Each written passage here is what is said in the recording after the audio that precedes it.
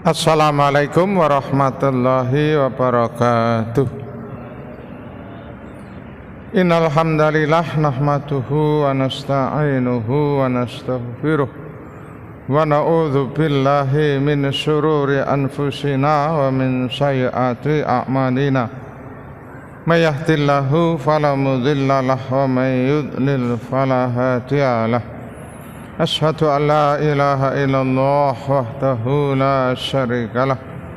Asyhadu anna Muhammadan abduhu wa rasuluh. Allahumma shalli wa sallim wa barik ala Muhammad wa ala alihi wa ashabihi wa man tabi'ahu bi ihsanin ila yaumil qiyamah. Wa ba'd. Jamaah rahimakumullah, kita lanjutkan masih mengenai adab di masjid ya. Sampai yang ketujuh kemarin baru dibaca sekilas meludah di dalam masjid nih. Kalau sekarang memang kita tidak terbayangkan ya, karena masjid sekarang sudah ditegel keramik ya, apalagi di karpet nih. Dulu pada masa Nabi yang namanya masjid baru tanah ya. Kalau di Madinah ya tanah berpasir rata-rata kan, karena memang wilayahnya seperti itu. Nah, maka orang meludah ya kadang di mana saja, kadang juga di masjid meludah. Nah, dan waktu itu kadang di antara sahabat juga begitu ada, tapi kemudian diingatkan oleh Rasulullah. Dari Anas bin Malik bahwasanya Rasulullah sallallahu alaihi wasallam faqala lahu, mengatakan kepadanya, inna hadhil masjid, sesungguhnya masjid ini la yasluh li syai'in, tidak layak untuk sesuatu ini, min hadzal baul, kencing. Nah, kita apalagi kencing yang tidak terbayang. Tapi dulu pernah ada kisahnya nggih, orang Badui ya, namanya orang Badui kan memang orang kampung, tidak ngerti adab. Nah, maka waktu itu ada seorang Badui yang kencing ya di pojok masjid ya, karena memang hanya pasir ya. Masjid ya hanya dipatok-patok, atapnya juga tidak lengkap karena sebagian di atap sebagian tidak. Nah, waktu itu ada seorang Badui yang kencing di pojok masjid. Nah, para sahabat kan marah melihat itu, bahkan Umar mau menempeleng. Nah, tapi oleh Rasulullah dilarang, biarkan aja mereka, tunggu sampai kencingnya selesai. Kalau pas kencing dipukul malah kencingnya kemana-mana kan. Maka Rasulullah biarkan sampai dia kencingnya selesai. Nah, kemudian setelah selesai ambil seember air kemudian diguyur. Nah, baru setelah itu Rasulullah memberitahu orang Badui tadi tidak boleh di masjid itu untuk kencing. Walal qadar. Qadar itu sering diterjemahkan ingus nggih. Tapi di sini terjemahkan kotoran lainnya. Pada waktu itu sering ingus itu sering disebut qadar. Inama hiya lidzikrillah, sesungguhnya masjid itu untuk berzikir kepada Allah Azza wa Jalla, wassalah untuk salat, wa qiraatil Quran dan untuk membaca Al-Quran. Nah, itu ya. Nah, kemudian riwayat yang lain,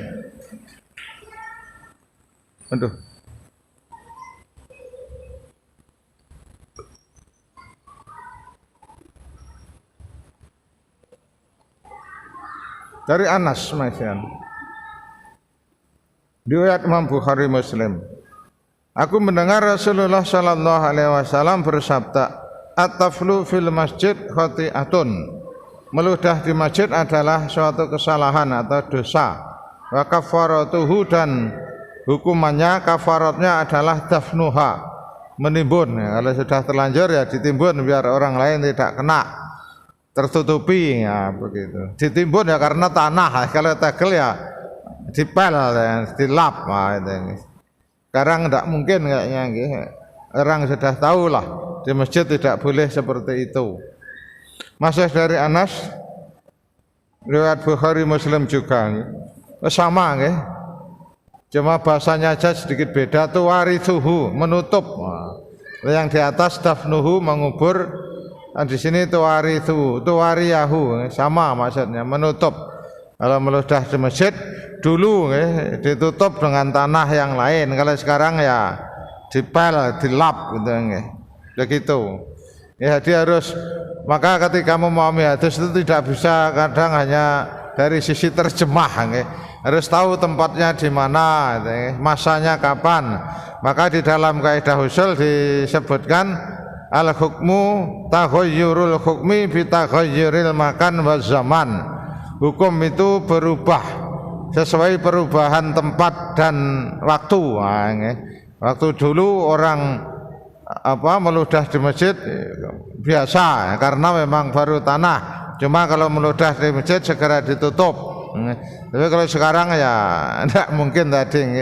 Orang sudah tahu adabnya. Kalau mau meludah ya biasanya keluar. Nah, maka harus tahu kondisi waktu itu.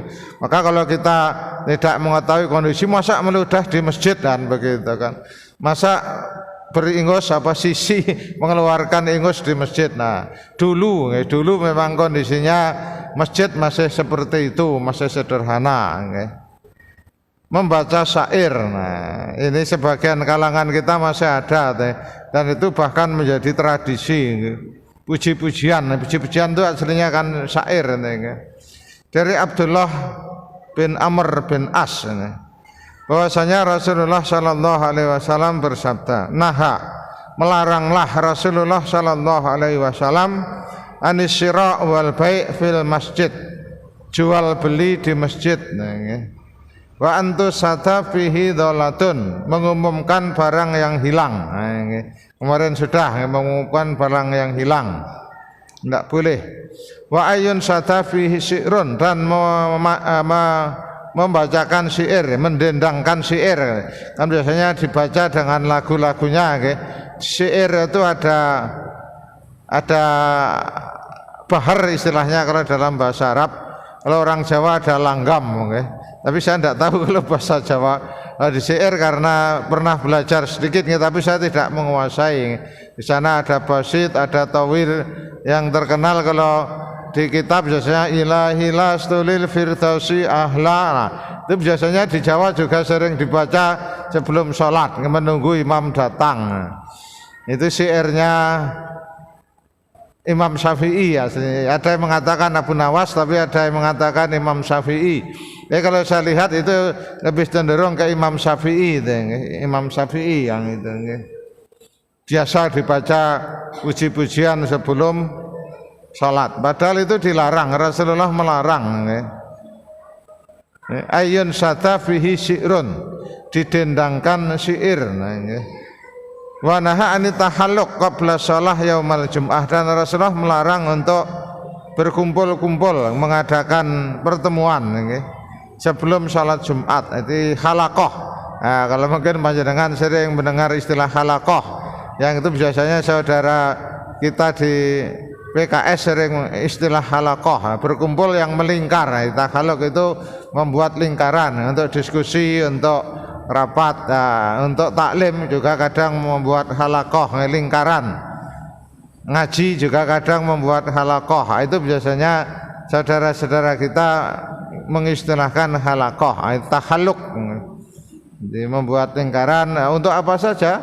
Apakah baca Quran atau untuk diskusi atau untuk belajar juga bisa. Tapi istilahnya tahalluq, membuat lingkaran. Rawahul khamsah, riwayat imam yang 5 disahihkan oleh Imam At-Tirmidzi. Ini jadi dilarang. Kalau berbincang boleh ya. Kemarin ini juga kita jawab karena kebetulan pas ada yang bertanya berbincang di masjid mengenai masalah politik, masalah ini boleh.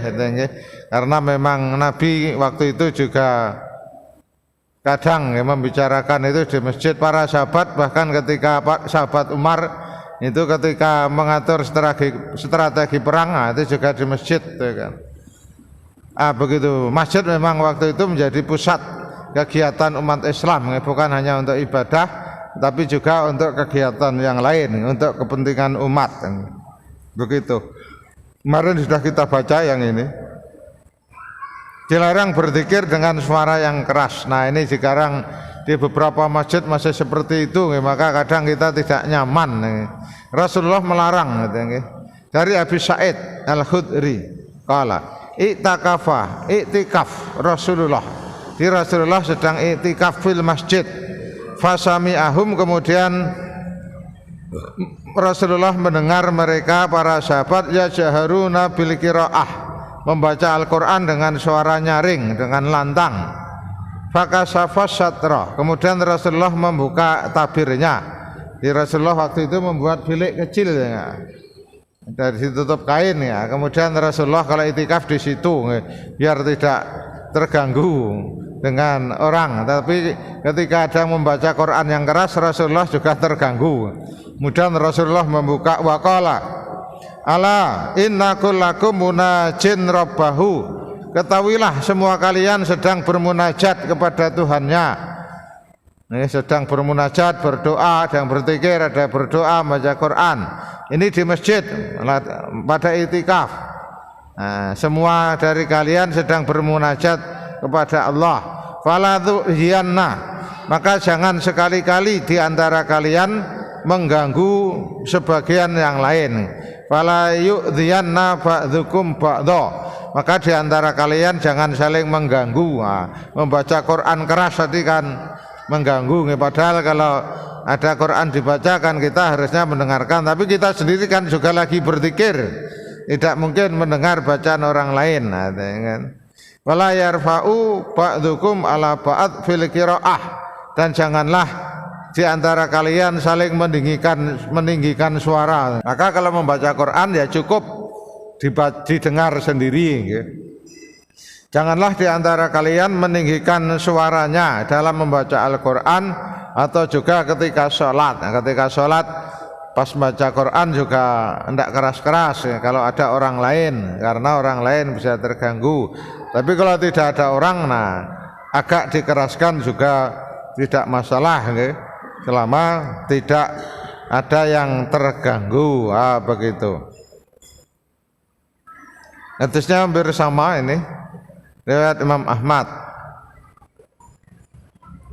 Sama nggih hadisnya, cuma redaksinya aja agak sedikit berbeda. Yang di atas riwayat Abu Dawud, yang di bawah Imam Ahmad. Sumbernya sama dari Abu Sa'id Al-Khudri. Cuma sedikit saja perbedaan redaksinya. Tapi ini termasuk kalau di dalam ilmu hadis riwayat bil lafzi, bedanya sedikit saja. Kalau yang di atas tadi fala yu'dhiyanna, sama ya, bedanya di mana ini?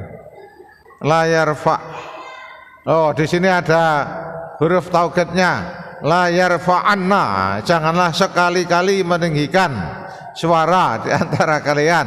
Kalau yang di atas cuma wala yarfa, janganlah meninggikan suara di antara kalian. Tapi di sini ditambah dengan huruf taukid la yarfa'anna, menegaskan jangan sekali-kali jangan sekali-kali di antara kalian meninggikan suara yang bisa mengganggu yang lain. Nah begitu. Maka kalau di masjid, maka perintah kembali kepada perintah Al-Quran dalam surat Al-A'raf, berdoalah kepada Tuhan kalian dengan berendah diri dan suara yang lembut, sesungguhnya Allah tidaklah menyukai orang yang melampaui batas. Wadkur rabbaka, berzikirlah kepada Tuhanmu fi nafsik, cukup di dalam diri, hanya cukup didengar diri sendiri, mulutnya aja mungkin bergerak, tapi suaranya tidak perlu didengar orang lain.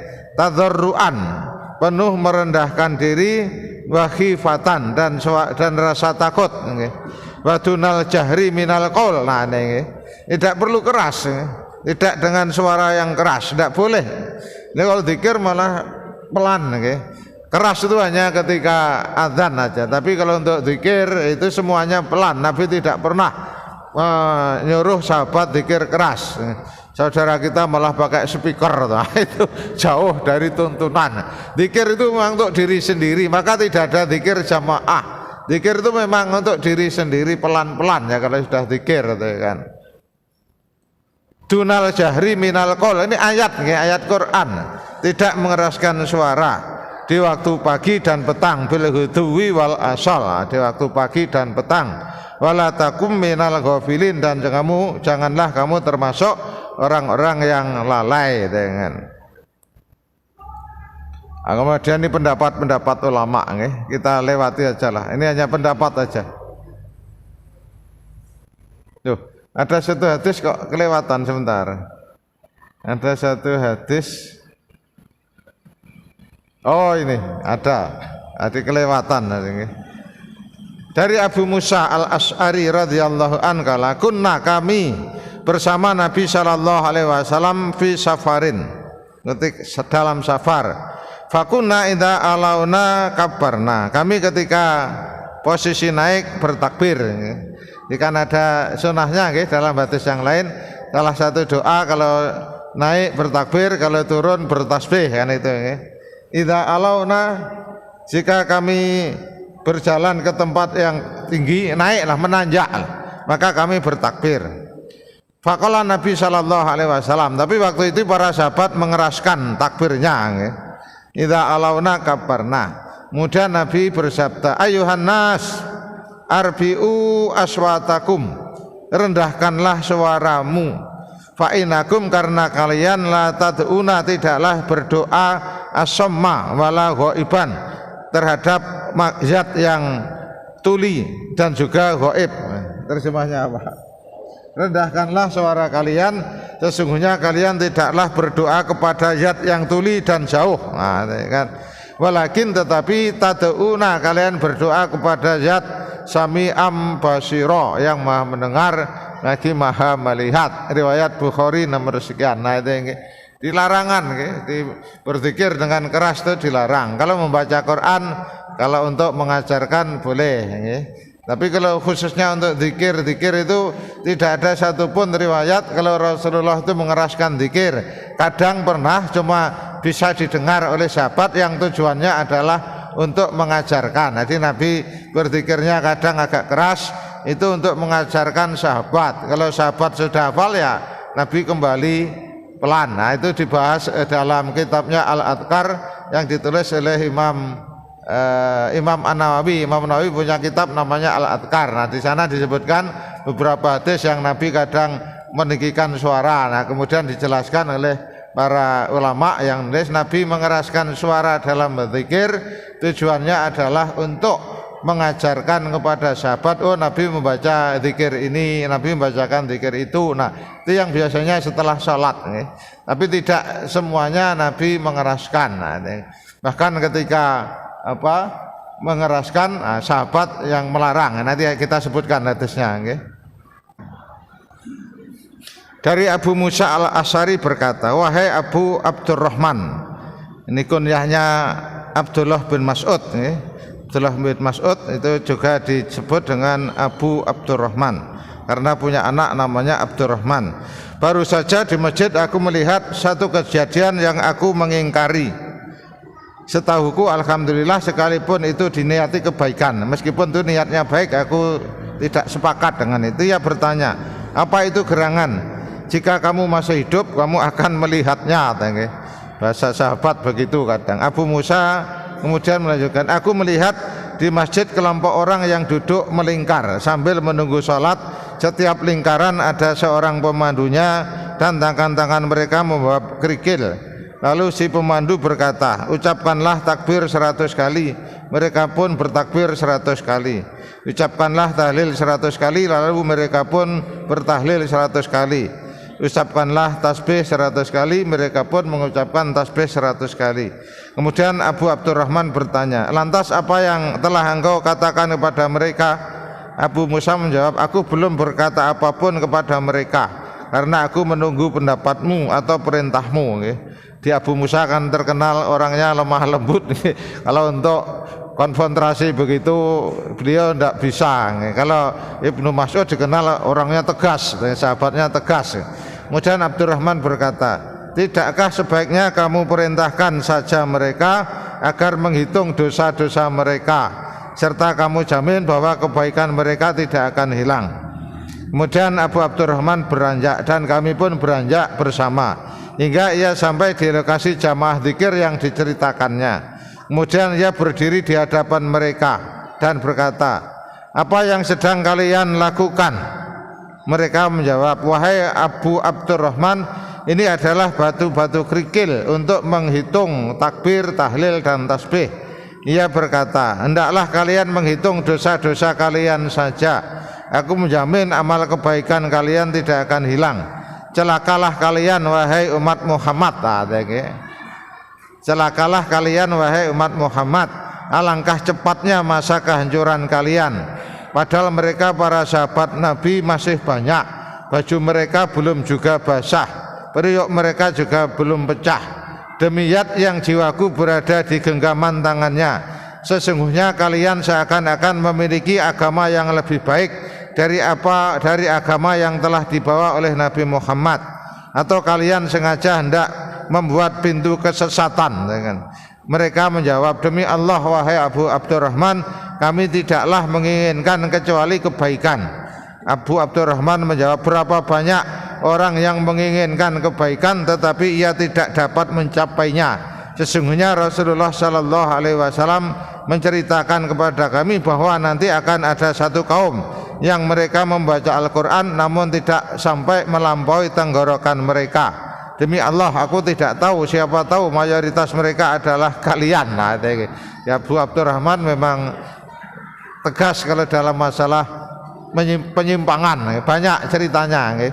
Jadi Rasulullah memang tidak ada riwayat mengajak berzikir bersama, itu tidak ada riwayat. Cuma Rasulullah mengajarkan doa, kemudian dibaca sendiri-sendiri. Tapi kalau zikir kemudian dituntun, diimami ketika berzikir, itu memang tidak ada. Maka Ibnu Mas'ud tadi begitu melihat itu langsung mengingatkan dengan keras, kan?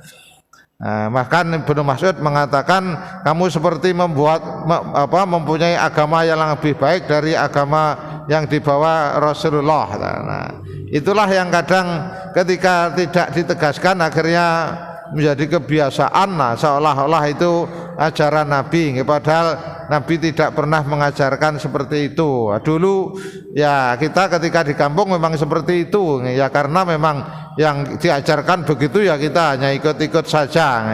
Tapi dengan perkembangan zaman kita belajar, nah ternyata yang demikian itu tidak dicontohkan. Nah maka sekarang juga sudah mulai yang hal-hal yang tidak sesuai sunnah itu ditinggalkan.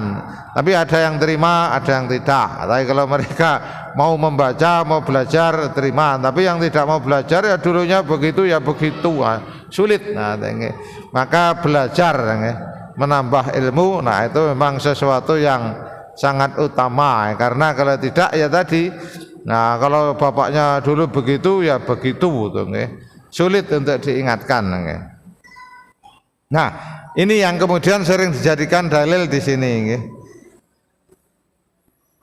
Dari Abu Hurairah, dari Abu Sa'id Al-Khudri, dari Rasulullah Sallallahu Alaihi Wasallam, majtama'a qaumun, tidaklah berkumpul suatu kaum, yadhkurunallah, yang mereka berzikir kepada Allah, ila khaffathumul malaikah, kecuali mereka akan dirubung malaikat.